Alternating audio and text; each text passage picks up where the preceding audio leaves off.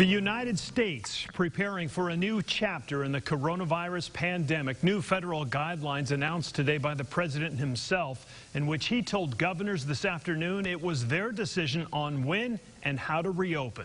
Good evening and thanks for joining us for Fox 16 News. I'm Kevin Kelly. I'm Donna Terrell. The FDA has issued emergency authorization for 2 more antibody tests that could identify people who might be safe to work. And since the start of this pandemic, we at Fox 16 News have been following CDC guidelines by practicing social distancing in our newsroom and, of course, in the studio as well. And as you can see, I will now be anchoring from home. This is as an extra precaution.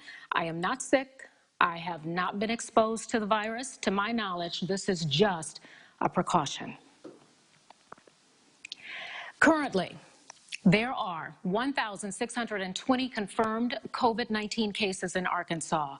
4 more people have died, bringing the total number to 37. 2 of the victims were over the age of 65 and 2 of them were under 65. All 4 of them, we're told, had underlying medical conditions. 85 people are in the hospital right now. 223 healthcare workers have tested positive, and there are 118 cases in 28 nursing homes across the state. 548 Arkansans have recovered.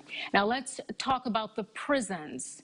The numbers from what we were told today have not changed from yesterday. There are still 55 confirmed cases at the federal prison in Forest City, 86 cases at the Central Arkansas Community Correction Center, and 46 cases in the Arkansas Department of Correction Cummins Unit.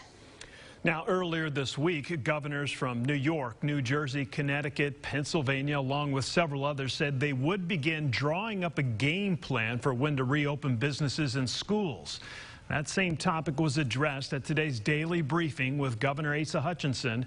Our Jay Bird joins us with more information on that topic, as well as a look at the unemployment claims which skyrocketed for the week. Jay?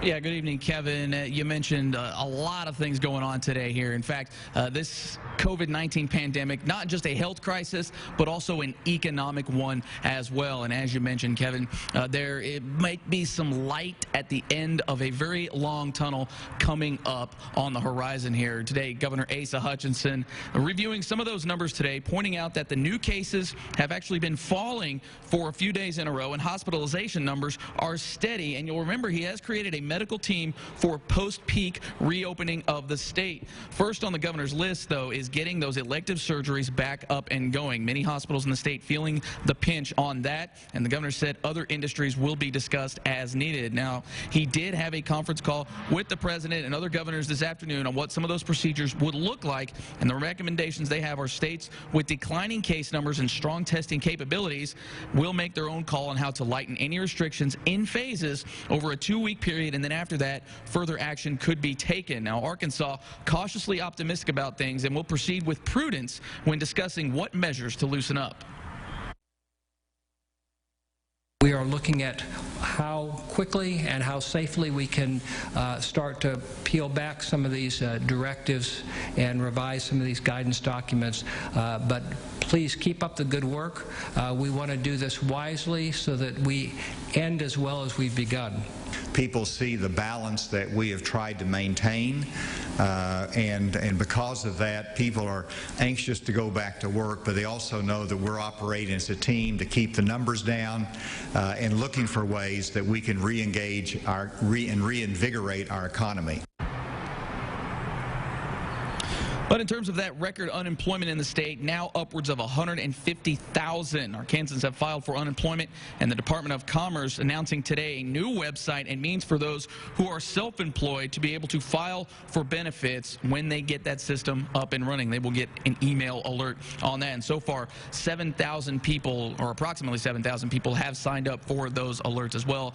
Today they also announced that the hotline for unemployment will now be extending their hours, so they will be going from 6 a.m. to 6 p.m. right now, 6 days a week. They will stop taking new calls at 4 p.m. and if you're in the queue at that time, they will stay on the line with you until that 6 p.m. hour. So again, hopefully that will help with some of the log jams that they're still seeing, and they hope to get that hotline up and running 7 days a week here in the near future. Live from the state capitol, Jay Burr, Fox 16 News.